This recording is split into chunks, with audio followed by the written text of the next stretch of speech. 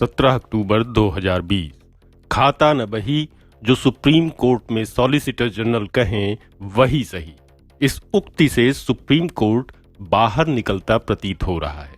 ये महज संयोग नहीं हो सकता कि पिछले 2-3 साल के दौरान जब केंद्र सरकार की ओर से सुप्रीम कोर्ट की किसी भी बेंच के सामने सॉलिसिटर जनरल तुषार मेहता पेश हुए और न्यायालय का आदेश उनके पक्ष में रहा, लेकिन सुप्रीम कोर्ट में जब सबसे सीनियर एडवोकेट प्रशांत भूषण की अवमानना का मामला उछला और सीनियर एडवोकेट दुष्यंत दवे के साथ साथ अवकाश प्राप्त न्यायाधीश justice Madan B Lokur, justice Deepak Gupta और जस्टिस A.P. शाह जैसे न्यायविदों ने कानून के शासन और संविधान के उल्लंघन के मामले पब्लिक डोमेन में उठाए, तब से सुप्रीम कोर्ट का न्यायिक विमर्श पटरी पर आता दिख रहा है।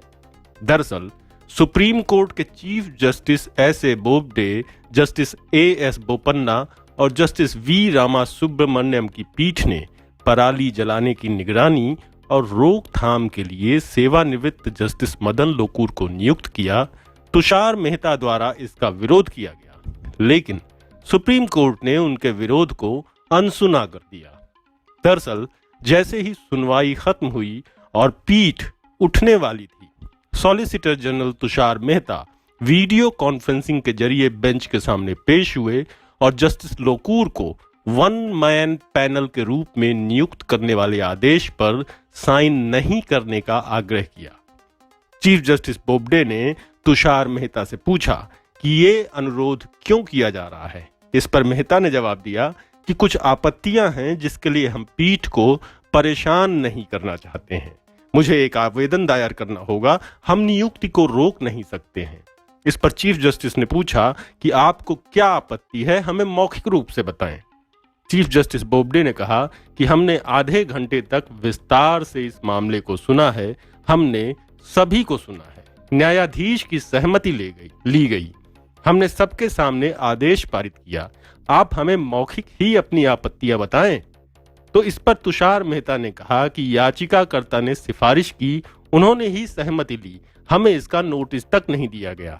चीफ जस्टिस ने कहा कि ये मामला केंद्र से नहीं राज्यों से संबंधित है। उन्होंने ये भी स्पष्ट किया कि जस्टिस लोकूर को कोई अतिरिक्त अधिकार क्षेत्र या अधिकार नहीं दिए जा रहे हैं।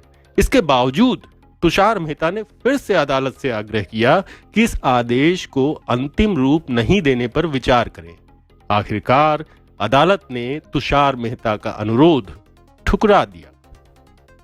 सुप्रीम कोर्ट ने पंजाब, हरियाणा और उत्तर प्रदेश में पराली जलाने को रोकने के लिए निगरानी करने और कदम उठाने के लिए सेवानिवृत्त जस्टिस मदन बी लोकूर की एक सदस्यीय समिति नियुक्त की है। पीठ ने तीसरे साल के लॉ स्टूडेंट आदित्य दुबे की याचिका में इस सुझाव को स्वीकार कर लिया कि पराली जलाने से रोकने के लिए जस्टिस लोकूर की समिति नियुक्त की जाए, जिसमें पंजाब, हरियाणा और यूपी के मुख्य सचिव शामिल हों, जो न्यायमूर्ति लोकूर को राज्यों में पराली जलाने से रोकने के लिए अतिरिक्त साधनों और अतिरिक्त तरीकों को तैयार करने के लिए सक्षम करें।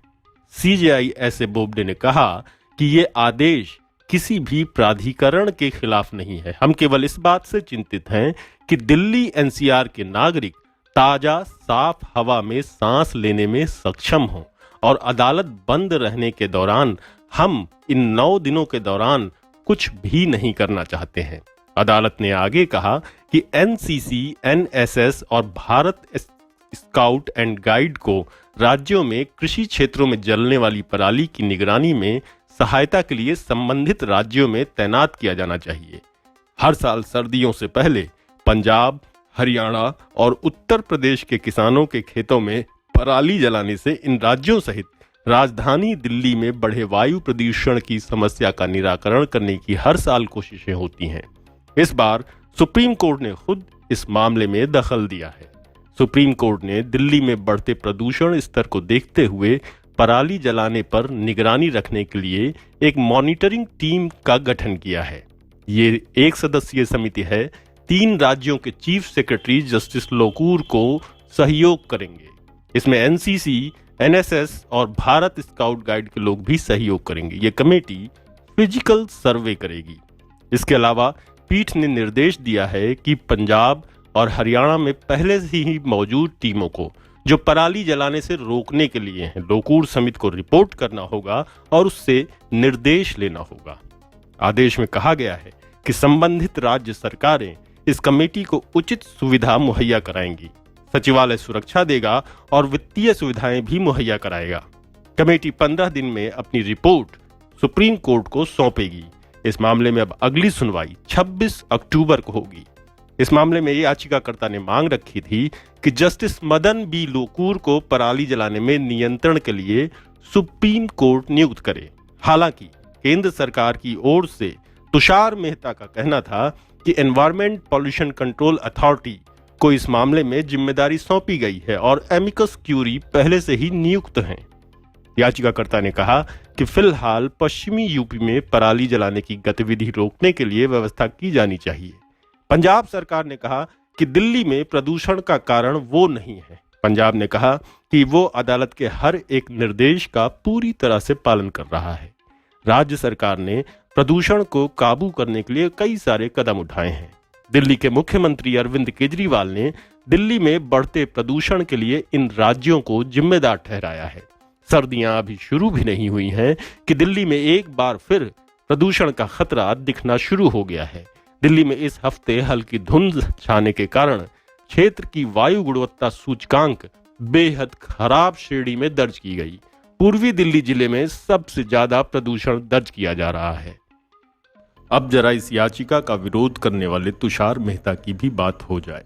जनहित याचिकाओं पर जब भी मोदी सरकार की जवाबदेही का सवाल सुप्रीम कोर्ट में उठता है, तब सॉलिसिटर जनरल तुषार मेहता भड़क जाते हैं और कभी पीआईएल करने वालों को आर्म चेयर बुद्धिजीवियों की संज्ञा देने लगते हैं, तो कभी ये कहकर उच्च न्यायालयों की आलोचना करने लगते हैं कि वे एक समानांतर सरकार चला रहे हैं।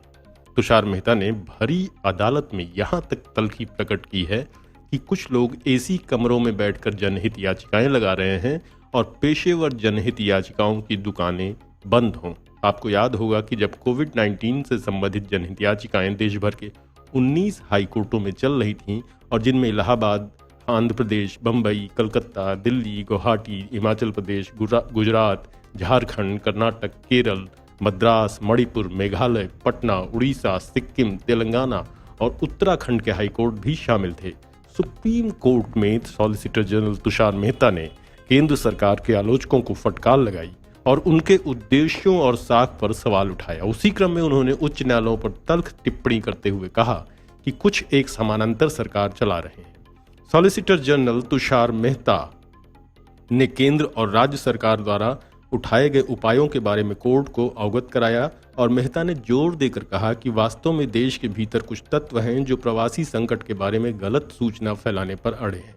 सॉलिसिटर जनरल ने कहा कि प्रवासी संकट के कुछ अलग सीमित उदाहरण बार बार दिखाए जा रहे हैं, ये मानव मन पर गहरा प्रभाव डालते हैं।